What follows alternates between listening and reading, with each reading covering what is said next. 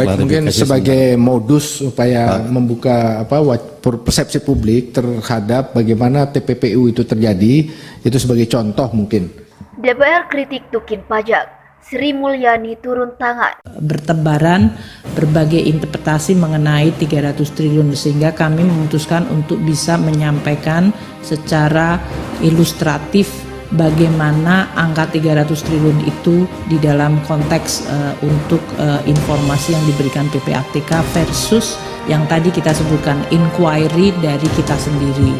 Ini untuk bisa menunjukkan bahwa persepsi bahwa seolah-olah kita selama ini diem ada 300 triliun tiba-tiba dan selama 2009 hingga sekarang tidak pernah ada respons dari Kemenku, itu yang perlu untuk kita jawab secara segera tanpa kita mendisclose nomor wajib pajak, nama dari dan juga SPT per tahunnya. Itu kan saya juga tidak menyebutkan untuk per tahun berapakah mereka itu membayar pajaknya dan lain-lain. Itu perbedaan omset saja yang sudah menjadi salah satu yang kita juga teliti. Ya, jadi Ibu Menteri ini sudah diberikan super power terhadap beberapa undang-undang yang sudah dilahirkan di Komisi 11. Namun seiring berjalannya waktu, harapan kami perlahan seperti dipudarkan dengan mulai terungkap berbagai masalah. Justru ini terjadi di internal kementerian Ibu sendiri. Mencuatnya kasus kekayaan yang tak wajar dan gaya hidup flexing hedonis pegawai Dirjen Pajak dan Dirjen Bea Cukai yang ada di jajaran Kementerian Keuangan itu sendiri sungguh memprihatinkan. Miris kasusnya terbongkar di saat ekonomi Indonesia baru memulih setelah dihantam pandemi COVID-19 selama 3 tahun terakhir ini. Dan bisa terjadi kapan saja. Besok kita selesai, besoknya minggu depan ada lagi. Karena Ibu membawahi 44.000 pegawai pajak itu. Hanya sistem yang bisa menghentikan ini semua. Sistemnya apa? Ya digitalisasi. Masa orang sehebat-hebat di Departemen Keuangan, di Dirjen Pajak nggak bisa membuat sistem yang kayak gini? Ini masalah mau atau tidak aja.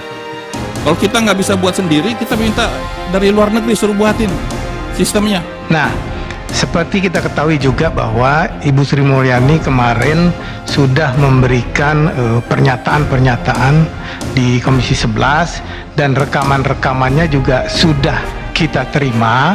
Nanti bisa kita putarkan terkait dengan klarifikasi manakala nanti dibutuhkan kehadiran anggota TPPU dalam hal ini Ibu Sri Mulyani, kita bisa melaksanakan rapat lengkap kembali. Jadi Pak tadi pimpinan bilang nanti Bu Sri Mulyani akan diundang lagi. Dalam forum apa dia diundang? Inilah forum yang paling tepat bagi dia untuk datang dan mengklarifikasi. Karena ada beberapa hal yang ingin kita konfrontir atas semua hal yang kita pahami terkait dengan soal ini. Jadi kalau dia nggak datang, terus penjelasannya apa? Karena ada kegiatan lain. Ya. Kalau memang betul seperti itu, saya minta dilampirkan PP yang lama dengan yang terbaru. Karena saya akan protes keras. Baik Bapak. Yang kedua, kalau Ibu menyatakan bahwa sudah melihat jengkel, kok sanksinya cuma itu? Artinya kan ada sesuatu yang bertentangan dengan undang-undang. Menurut pandangan saya, kalau memang filosofi PP terbaru itu memisahkan antara tindak administratif, hukum administratif dengan tindak pidana, kalau kejengkelan itu masuk domainnya pidana, kenapa nggak didorong pidana? Kalau surat kami nggak bisa share Pak, karena di situ disebut konfidensial hanya untuk kepentingan Menteri Keuangan, jadi nggak bisa. Namun kronologisnya bisa kami share.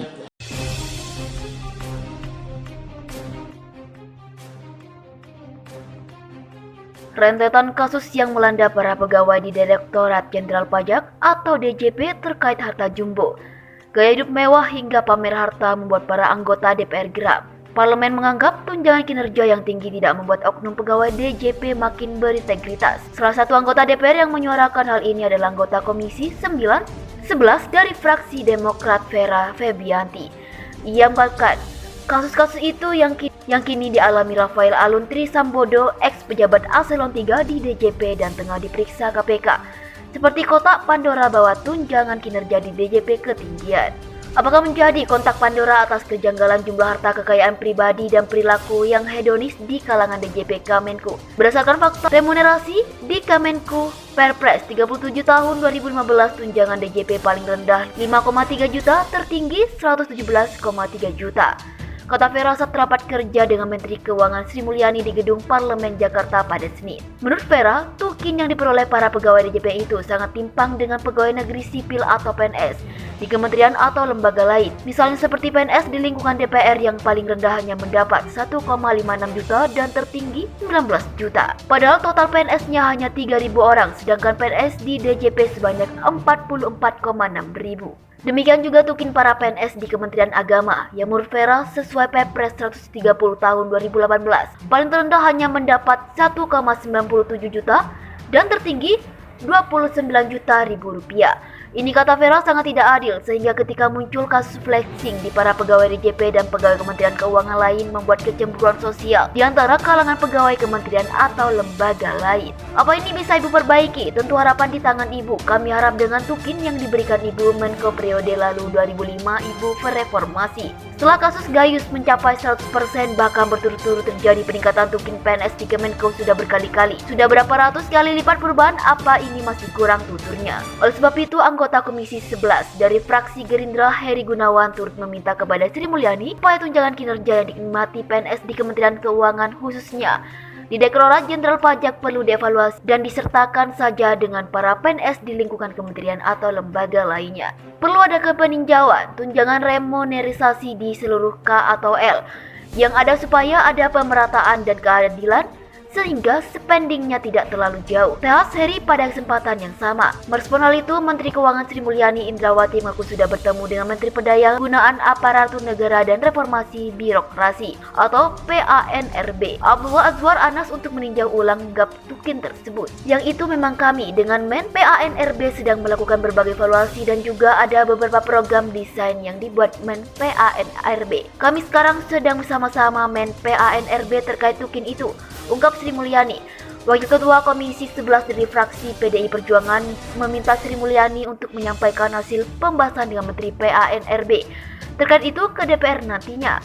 Sehingga ketika pembahasan kerangka ekonomi makro dan pokok-pokok kebijakan fiskal atau KEM-PPKF yang akan datang bisa langsung dibahas. Harapannya kalau sudah solid dengan Men PANRB bisa disampaikan saat KEM-PPKF, tuturnya.